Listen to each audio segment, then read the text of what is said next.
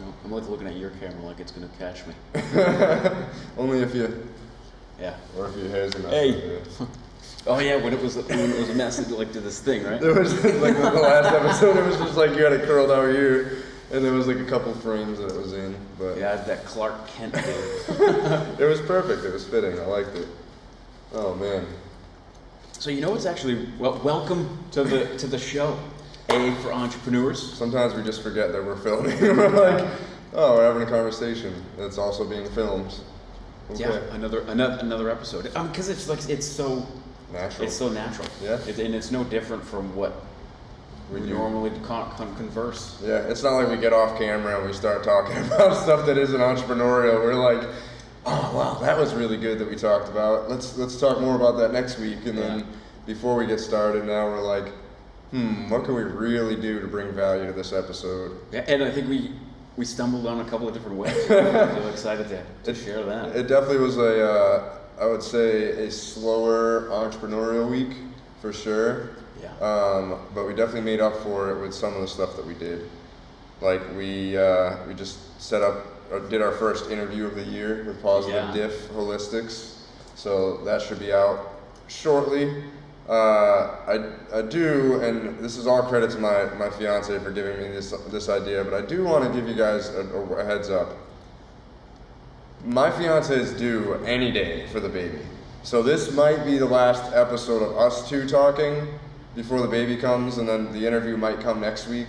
Or next week could be the last time, and the week after will be the interview. But, you know, basically whatever week my fiance has the baby is going to be the week that we release the first interview podcast. And then we'll probably start doing that like every other week or so. Yeah, I mean, we've got 2 more interviews scheduled for tomorrow. Yes. One of them is his mom. I've been wanting to interview his mom for the longest time, and now, you know, we're able to do it justice, and I think we're able to give it the quality that she deserves. You know, no more sitting on the Paw Patrol table. No, we have. Hey mom, want to come sit around the Paw Patrol table and talk business? How incredible that would have been. It would have been epic.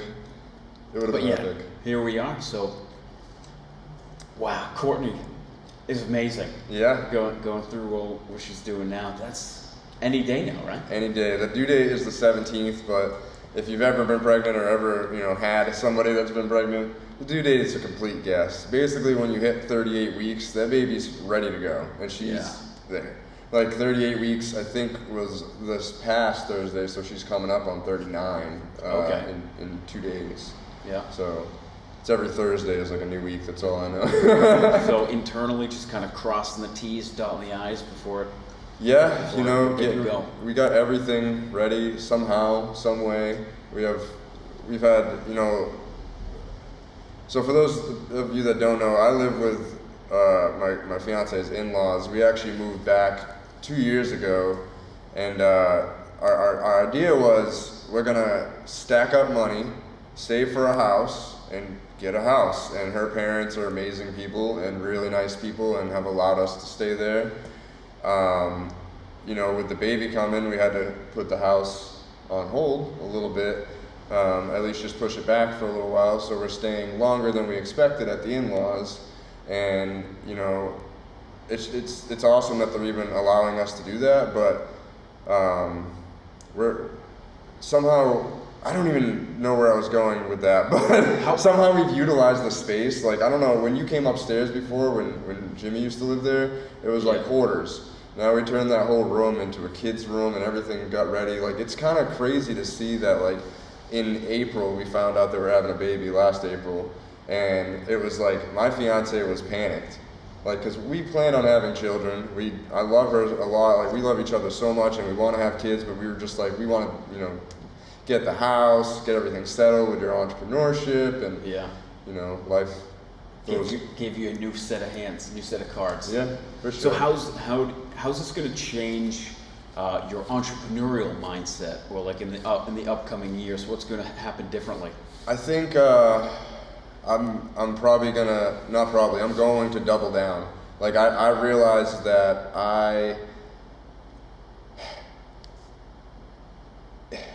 it goes into like work-life balance, you know, that thing that Gary Vee talks about all the time that it's kind of like a made-up thing. Like work-life balance is like whatever makes you happy, you know? Yeah. Right now, like I'm gonna be in my kid's life as much as possible, but for the first 4 or 5 years, you know, it's a lot easier for me to double down and grind harder so that by the time our daughter is, you know, 5 years old, daddy's already got everything established. I'm not having to work, you know, so much so that she doesn't see me ever, Right. you know? Like it's super important that like you want to hang out with your kids, you want to spend time with as much as possible, but what comes before that is putting food on the table. Yeah. Right, putting a roof over the head. So I mean, you have to do what you have to do. Yep. You gotta make that paper. And part of my goal is to have Courtney, my fiance, help me. You know, so like there's gonna be tons of Facebook and Instagram and social media and at-home work that needs to get done. And she's gonna be taking care of a baby, but babies sleep a lot. Like you're feeding, they're sleeping, or you're changing their diapers. Like there's not too much in between. Babies sleep a lot, especially newborns. So she's gonna have some time after she, you know, heals up and everything, she's gonna have some time to really, you know, help me with my business too and help us with our business. You know, like this, It's a team. it really is, you know, like grinding as hard as I have been isn't just for me. Like I don't want to be rich just for me. Like my sister, like she sees everything that's happening and she's like, holy crap, like you're getting really close. Like it feels like everything you're doing is just like starting to roll so much that it's like impossible not to have something major happen, like majorly good. And I was like, that's the plan, baby girl. Like, I'm gonna steal you from whatever stupid job you're working at so you can work from home and be with, she has a daughter too, be with Ava. And she was just like, that's the plan, you know? So that's always been the plan from jump. And my sister and I are like this, you know, like my whole life, her and I have only had each other. That's it. Like, it's never been anything else that's been consistent. Like, I've been in her whole life, she's been in my whole life, and I can't say that about pretty much anybody else. Right. You know, so her and I it's like the craziest bond ever, and I can't wait to have everything come to fruition and just be like, hey, you're leaving your stupid job. No more retail jobs and stuff like that, you know. I can't wait. Yeah, you're gonna give her that golden ticket, that opportunity. Yep. And you know, my sister knows the type of person I am, and I'm very much so blunt.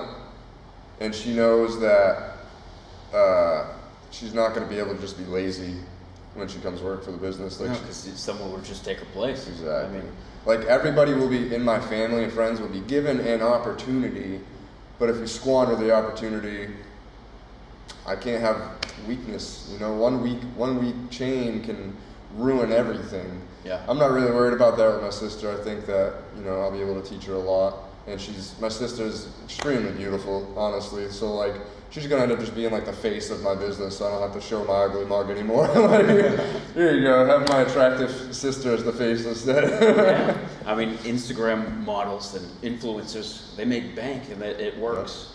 I've been trying to get her and her friends, because, you know, pretty girls hang out with pretty girls. They do. And I've been trying to get them on board with, you know, like modeling my cartridges and stuff like that. And that's something I definitely want to do. But again, she's like, oh, what if my job sees it? You know, my sister. And I've offered to pay her for it, and I'll, you know, give her free product just to like post up a video or a picture of smoking a cartridge. And she's just like, I can't because of my job. You know what I mean? Right. Once that job doesn't exist, that opens things up a whole hell of a lot more. Yeah. It opens up to a big foyer. Like, I'm not worried. Large room. I do whatever the hell I want on my Instagram, like, or on my Facebook. You know, like if you're on my Instagram, you'll see on my story that I'll be dabbing or smoking on there. Like, it's part of, for me, ending the stigma towards cannabis, the negative stigma. Right. You know? And that's one of the huge perks of being an entrepreneur is you get to work for yourself. You get to do whatever you want. You get to be you without any opportunity or chance of whiplash, backlash. Yep. I mean, there's still, so like I think about, I've been just kind of testing the market again. Every like 6 to 8 months, I like to just apply to jobs and see what happens, right? So I'm applying to these jobs, and this thought goes into my head. My top thing says Hunter's Own Media, and then my second thing says independent cannabis consultant. So like most people are probably gonna look at that and be like, no. No. But I just like to see how the stigma is moving and everything, you know, like now I'm openly talking about all my cannabis stuff. I'm openly talking about growing. I'm constantly on Instagram on people's stories, you know, I'll look through stories of like, oh, they're growing. What do you use it for nutrients? You know, like now I'm just like, I'm fully like just doubling down into the cannabis market, I guess you could call it. And it's going to be amazing. And now with the legality of farming hemp, I mean, you're pretty much on board to discuss whatever it is that you want regarding hemp. It's no different from growing lettuce or tomatoes. And I think we touched on it a little bit last week that we're getting into hemp growing, hopefully. We have officially filed our application on January 4th. So they probably have it in their hands now, which is something I've been thinking of. Like we shipped it on a Friday. It probably didn't get there till like yesterday-ish maybe. Right. And then they probably opened it like today. So like it may actually have gotten there on Saturday because mail does get, and they're probably not open though. 50 miles. That's true. That's what I was thinking. So it's definitely, it might have been there Saturday. Regardless, it's probably there, and they're looking at it either yesterday or today. So that's exciting. It's just a matter of waiting, just a couple of days for them to be like either yes or no. Yeah. Here's the reasons why no, or yes. Here you go. And I expect that they're gonna call us. I expect that they're probably gonna want to come inspect everything, which is fine. You know, that's part of what they're doing. Yeah. But I'm kind of hoping that they're just like, all of a sudden we just get like an email or something like, approved. I have a feeling that they're just going to send a letter. Yeah. They're going to send a letter saying approved or denied. Yeah. But they may call, I think they'll want to schedule like a visit. Yeah. But I mean, going back, even like the beginning ideas, the root of the idea saying, hey, let's grow hemp. I mean, the process has been, it's been pretty straightstep, I guess. I mean, there's a couple of things that we don't really know what this means in the bill. We're doing a lot of research, so I guess that's step one. Yeah. Was just doing the research. Yeah, like so if you've looked into the hemp bill at all, you'll know that they didn't federally legalize CBD products, and that was our main thing that we wanted to get into was CBD because of all the crazy medical benefits it has. And, you know, we had to kind of dig deep into, you know, the hemp program federally and the hemp program just for our state, Massachusetts, because Massachusetts allows you to sell CBD and process CBD. So right now, we're not allowed to sell CBD on a federal level. I do expect that to change. My prediction, my hot take for this year is I think that they are going to federally legalize cannabis this year. I think that they're going to expunge a lot of records this year. California's already working on that. If you've had a minor cannabis offense, you know, like not trafficking thousands of pounds, if you got arrested for a joint one time and it's on your record, it won't be there anymore. You know, like that's such good news for a lot of people. Yep. I think my conspiracy brain makes me worry. What does it say? That the prison industrial complex makes a lot of money. And I would say probably half the people in prison are probably on like marijuana offenses. Like in states like Wyoming, if you get caught with a roach, you have potential to go to prison for up to 5 years. A roach, like you already smoked and it's just in your car, days and days and weeks and months later, on the floor, you didn't even know about it. You know, you let somebody smoke in your car and they went to go flick it out the window and it landed on your floor instead. Like, stuff like that needs to change. Sure. Like, I for one could tell you that a lot of the majority of people in Wyoming were drunk driving. A lot. And I could say that from experience because I was definitely one of them, unfortunately, at that time. Like, drunk driving in Wyoming is like, everybody does. What? Yeah. That's nuts. That's like the view tax in New Hampshire. Yep. It's ridiculous. Yep. Basically. Wait, what's the view tax? The view tax in New Hampshire is this thing where if you have property that overlooks has any sort of view, you have to pay a tax on it. Oh my God. And then I was talking to somebody from New Hampshire, and they're like, "What do you guys don't have a view tax?" No, we don't have a view tax. We have every other tax, but maybe not that. View tax. That's silly. whatever it is that they do. I mean, New Hampshire has its ups and downs. As does every state. Yeah. It's funny, like when living across the country, like I've lived in Wyoming, Arizona, Colorado, Oklahoma, and Massachusetts multiple times. Taxes in Massachusetts, comparatively, are actually a little lower, I would say. Like Colorado taxes were insane. They had tax on everything. Like here, if you buy clothes, I think if it's under $300 for an article of clothing, you don't pay tax on it. If you buy food, as long as it's not prepared, in Massachusetts, you don't pay tax on it. And our our sales tax is 6.25%. In Colorado, the sales tax is not a single sales tax. Every county, every town, everything has their own, sales tax. And most of them are above 8%. And you pay taxes on food, clothing. They have breakdowns of different taxes. Like you end up paying a lot. And with how many people that have been moving to Colorado, the taxes and property values and everything is just skyrocketing. I would say that it's probably more expensive to live in metro Colorado, like Denver area, than it is to live around here. Maybe not Boston. Boston's very, very expensive. Yeah, but Norwell. Like Boston, I remember I was doing electrical work back in 2011, and I was in this apartment, and it was like this space that we're filming in, like was the whole apartment split into a kitchen, a bedroom, a bathroom. Like it was like a big closet that they were living in, and I was like, wow, this must be really cheap, huh? And the guy was working like $2,500. I was like, what? I was born in the wrong era. Like I really could have these people probably bought this property so cheap, and now because Boston is so overpopulated and everything, they're making so much money off of that. It was a total land grab, and right now the land grab is hemp. Yeah. For sure, the land grab is hemp, and a lot of people that kind of see that are jumping on it. So their steps on getting that through. Yep. Is sending in that application. Yep.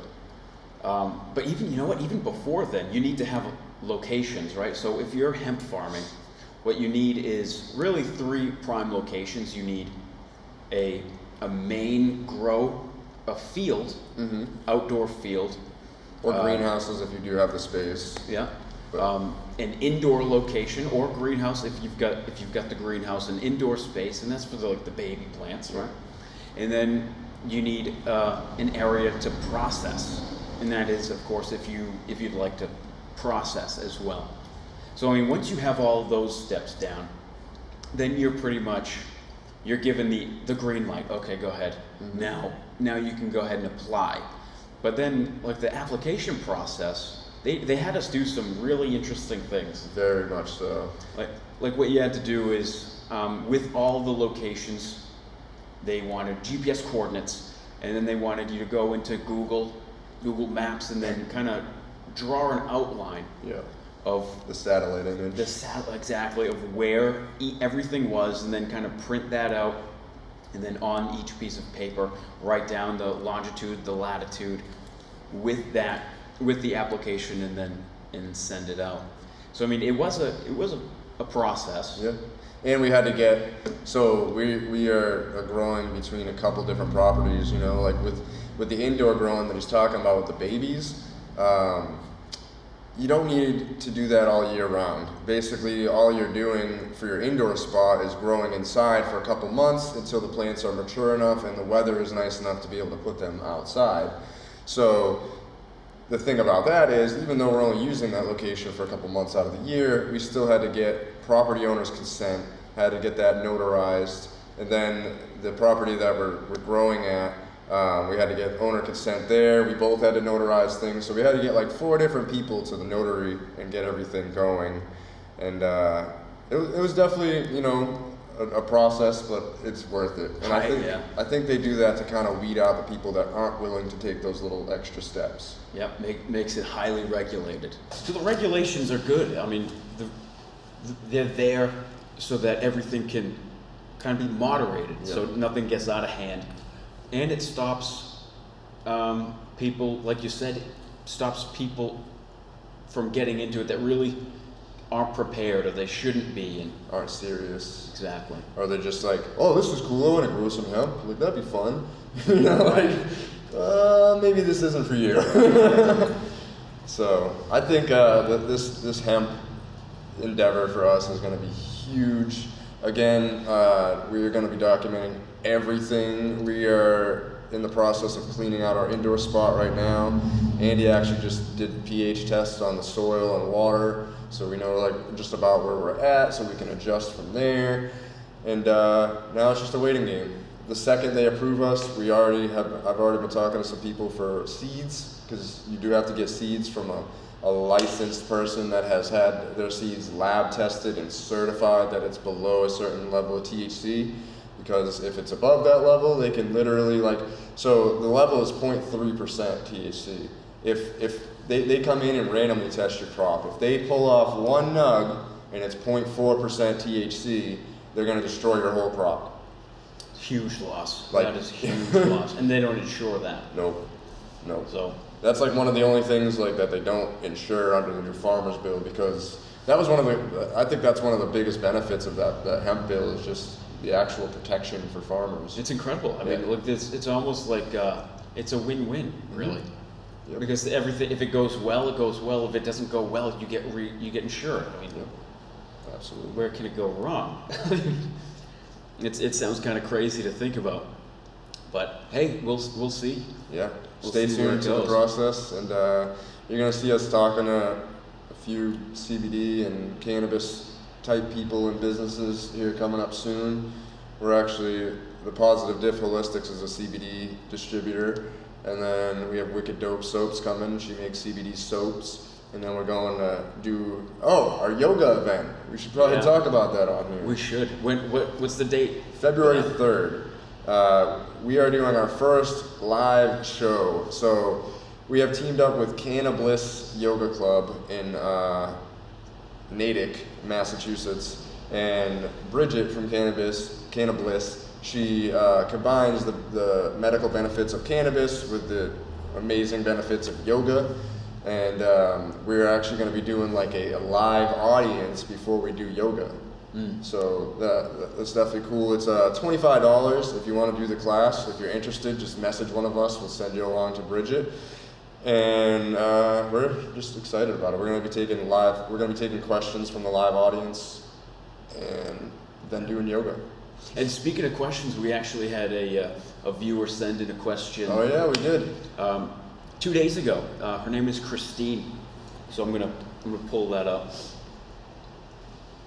And she says, "How do I start on Facebook? How do I get likes and views?" And then she says, "I want to create video content, but I'm concerned about my body image. I'm not shy though, if that makes sense."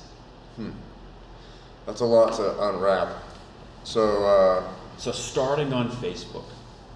Starting on Facebook, this is gonna sound redundant, but just get started. Yeah, you gotta jump in. Like literally, both feet. If you have no content, go like this. Click. And then make your content. Right. Start your first content as a selfie. Go from there and build up your content, but you just have to get started. Yep. The first thing you should do is invite all your friends on your Facebook to whatever page you're working on.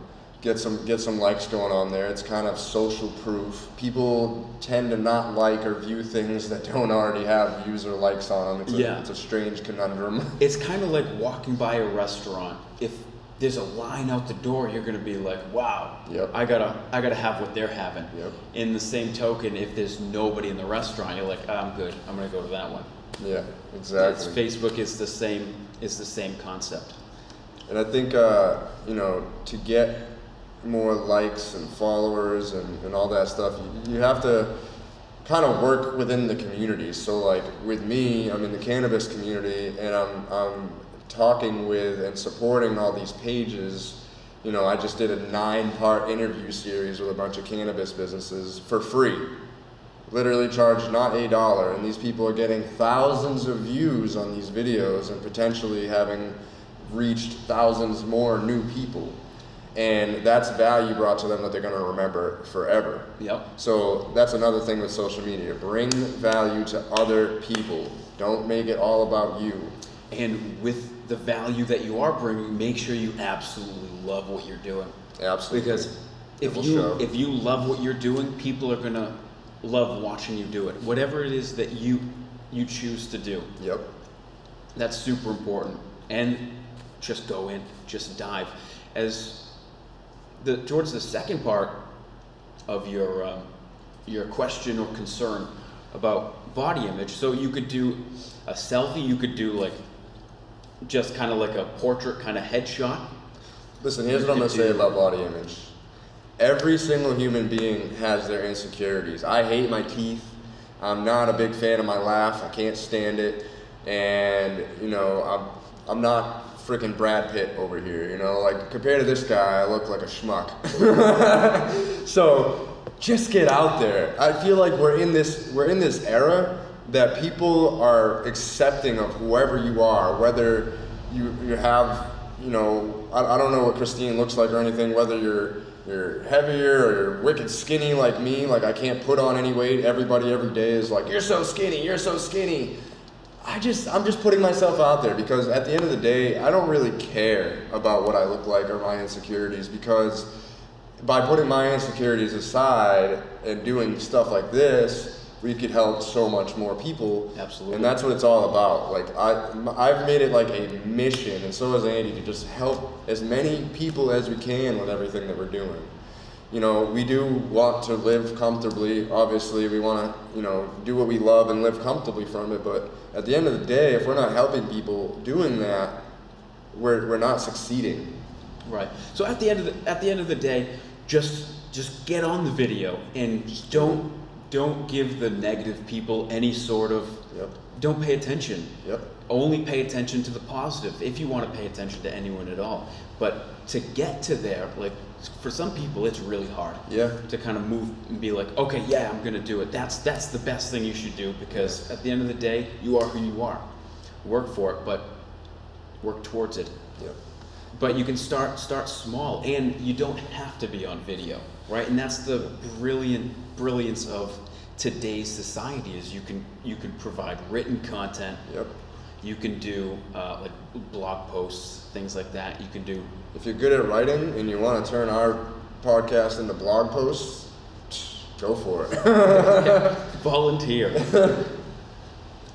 I think but you were just talking about focusing on the positivity instead of the negativity. I feel like, again, in this era that we live in, I just feel like there's not so many people out there that are just like, you're ugly, you're fucking fat, like whatever it is. Because people like that get weeded out. Like, people will, in this day and age, like I noticed that when somebody will post something and then somebody will attack them, it's like 10 other people that are like, you're wrong, you're wrong, you're wrong, you're wrong, you're wrong, and that person will just like back off like, whoa, sorry, you know? And it's a great thing, because the people who are dicks are gonna get weeded out. That's kind of like reminds me of this colloquialism that I once heard, and you see one guy beating another guy over the head with a stick, and you say, why are you beating this guy over the head with a stick? Well, he was beating that guy over the head with a stick. What are you guys doing? Yeah. Yep. It's just, you know, if you're one of those people that comment on people's insecurities and actually take the time out of your day to consume a piece of content and then think in your head, negative thought, and then, so you've already taken that effort, you've consumed the content and thought of a negative thought, and then you take it one step further and you waste more time and energy by commenting something negative. Right. Those people are losers. Like, totally. Christine, if you're out there, I don't even know what you look like, but you're a beautiful person. Like, everybody's beautiful, you know? And anybody that has anything negative to say is so far beneath you. You know, just know that. These people, if anybody has anything negative to say about your body image or you in general, most of the time they hate their lives. Hate their lives. So you really have to take that into consideration and just do what makes you happy. Because that's all that matters in the end game. And do it for the people that appreciate you. Yep. Pay attention to them and make your content for them. And we appreciate you so much for writing into us. It was a real pleasure. We always love hearing from viewers. If you're listening to this and you have any question at all towards entrepreneurship, small business, even starting a podcast, just send us a question. Like, we love it. Like, honestly, answering questions is some of our best content because, Christine, there's other people that have that same issue and that same question, you know? And to me, what it boils down to is you have to get started. You can't keep, for lack of a better term, you can't keep making an excuse to not start. We all have our insecurities. We all have our things that we might not fully enjoy about this. Like, I don't like being on camera all the time. Like, I'd rather film other people, you know, but right now, for the steps of what I'm doing, I have to be on camera. I have to step out of my comfort zone a little bit. And honestly, it's helping me grow a lot, you know, like these podcasts, I remember in the beginning, it was so hard for us. Like, what are we going to talk about? I don't know. And then now it's like, just turn the camera on and start talking. It's like, just flows. It does, yeah. Just happens. I mean, that's practice. Practice makes perfect. And Absolutely. if you, some people, they want to do something, but they're not really sure what it is they want to do. Now, you know, Gary Vee always says, just document. And that is the best practice that you can do, is just hold the phone, say, hey, so I really have no idea what I'm going to do, but here we go. It's a Tuesday and I'm filming a podcast right now. It can be whatever it is that you're doing. Whatever your thoughts are, just rant. Yep. And post that. And eventually you'll start seeing a pattern. Maybe you start talking about X and Y over D and B. Yep. So just kind of start focusing more and more on that. And then 2 months later, after documenting every single day, audio, written, video, you might catch those patterns and be like, voila. Here we go. This is what content I'm gonna do. Gary also he put up a post the other day that said, if you're not sure what you want to do entrepreneurial, ask the 5 closest people to you what you're good at. So, I mean, I tried that with my fiance and got a wicked wise ass answer. Kind of gave up on it. So you could kind of expect that if you have those people in your life, but like, just be like, no, but seriously, what am I good at? I'm trying to figure this out. And, you know, I kind of know what I was good at. I was just curious as to what she would say. Yeah. So. What did she say? Sex. Okay. I was like, but, so should I sell my body, or is that what you're saying? Totally be a prostitute. Yeah, like, hey, prostitution's a real business too, you know? Sometimes they get your money. We're not hating. Pay for college. If you gotta show a titty, you know? We're not judging you. Jump in. Completely jump in. Absolutely. I don't know if we have too much more. It's been, like I said, it's been a slow week for us a little bit, like on the entrepreneurial side, because we submitted our application and then we just been shooting interviews and kind of coming up with ideas and schedules. So sorry for this being a little short, but I think we put a lot of value into this short episode. Yeah. Make sure that if you're watching or listening, hit subscribe wherever you're watching or listening, whether it's on YouTube or Apple Podcasts or Spotify. I don't know if Spotify has a subscribe option, but whatever. We love you guys. We actually just gained another 2 listeners in this past week, like as an average. So we went from 30 listeners to 32 as an average. And that makes us happy. Little increases like that make us happy. You know, by the end of the year, we're looking to be at 100, so baby steps to get to there. Yep, we're on our way. Yes, we are. Peace, guys. Later.